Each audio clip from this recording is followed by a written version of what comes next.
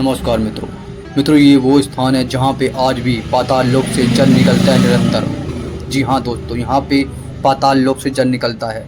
जो आप कुंड देख रहे हैं दोस्तों, यहाँ से आज भी पाताल लोक से जल निकलता रहता है। और जानकारी और पूरा संपूर्ण इतिहास हम आपको वीडियो के माध्यम से बताएंगे। दोस्तों, यूपी की राजधानी लखनऊ के पास सीतापुर शहर में स्थित नैमिषारण्य एक पवित्र स्थल माना जाता है, जहाँ पर महापुराण लिखे गए थे। वो पहली बार सत्यनारायण की कथा भी यहीं पर सुनाई गई थी। इस धाम का वर्णन पुराणों में भी किया जाता है, इसीलिए नैमिषारण्य की यात्रा के बिना चार धाम की यात्रा भी अधूरी मानी जाती है। इस स्थान को नैमिषारण्य, नैमिष या नैमिषार के नाम से भी जाना जाता है। दोस्तों, चले बने रहिए हमारे साथ और बताएंगे इसका पूरा इतिहास। कहा जाता है कि नैमिषारण्य वो स्थान है जहाँ पर ऋषि दधिची ने लोक कल्याण के लिए अपने वैरी देवराज इंद्र को अपनी अस्थियां की। नैमिषारण्य का नाम नैमिष नामक वन की वजह से रखा गया है। इसके पीछे कहानी यह है कि महाभारत युद्ध के बाद साधु संत कलयुग के प्रारंभ को लेकर काफी चिंतित थे, इसीलिए उन्होंने ब्रह्मा जी से किसी ऐसे स्थान के बारे में बताने के लिए कहा जो कलयुग के प्रभाव से अछूत रहे। इसके बाद ब्रह्मा जी ने एक पवित्र चक्र निकाला और उसे पृथ्वी की तरफ घुमाते हुए बोले कि जहाँ भी ये चक्र रुकेगा वो स्थान कलयुग के प्रभाव से मुक्त रहेगा। फिर ब्रह्मा जी का चक्र नैमिष वन में आकर रुका, इसीलिए साधु संतों ने इसी स्थान को अपनी तपोभूमि बना लिया। दोस्तों, भगवान श्री राम जी से भी कुछ रहस्य जुड़ा हुआ है इस स्थल का। कहा भी जाता है कि ब्रह्मा जी ने खुद भी इस स्थान को ध्यान योग के लिए सबसे उत्तम बताया था, जिसके बाद भगवान प्राचीन काल में करीब 88,000 ऋषि मुनियों ने इस स्थान पर तप किया था। इसके अलावा रामायण में भी उल्लेख है कि इस स्थान पर भगवान श्री राम ने अश्वमेध यज्ञ पूरा किया था और महर्षि वाल्मीकि लवकुश भी उनका मिलन इसी स्थान पर हुआ था।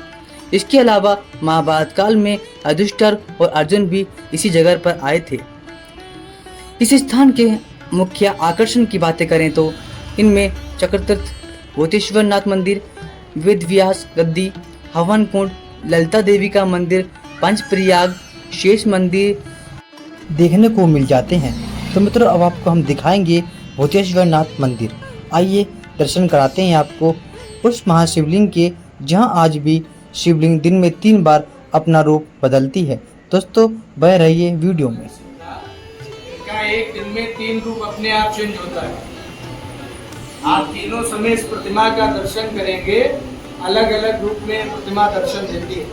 प्रातः काल बाल अवस्था, इस समय आपको हंसती हुई मुखारबिंद नजर आ रही है। मध्याह्न काल रोष अवस्था, 12 बजे के बाद यही प्रतिमा रोष अवस्था में आ जाती है भरी हुई। और सायंकाल दयालु रूप, सायंकाल भगवान शिव का दयालु रूप का दर्शन है। शिव के साथ महाविष्णु। भारतवर्ष में कहीं भी जाएंगे शिव मंदिर में आपको विष्णु का स्थान नहीं मिलेगा, क्योंकि वैष्णव संप्रदाय और शिव संप्रदाय अलग अलग है। यहाँ परम वैष्णव संपूर्ण परिवार के साथ, जिनकी 2 पत्नी है, दाहिने श्री देवी है, बाएं जो खड़ी है वो भूदेवी है, नीचे में 3 द्वारपाल है, जय विजय गरुण जी महाराज। ये वैष्णव संप्रदाय।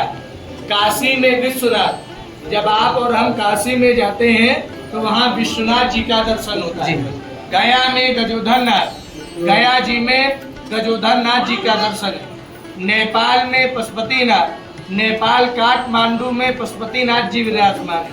और नैमिषारण्य भूतेश्वरनाथ महादेव, ऐसा जो द्वितीय दर्शन है वो भारतवर्ष में सिर्फ नेपाल में है, पशुपतिनाथ जी। दूसरा जो दर्शन है वो नेपाल में है, प्रथम ये प्रथम एक मुख है, एक मुखी है जी। और वहाँ जो दर्शन है वो पंचमुखी है, 4 तरफ मुख है, ऊपर में एक ऊपर पंचमुखी है। लेकिन उधर भी नारायण नहीं है, लेकिन यहाँ भगवान से साथ भगवान विष्णु भी है।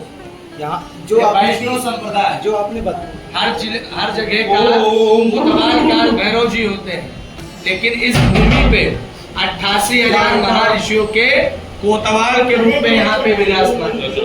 ये सच्ची घटना है।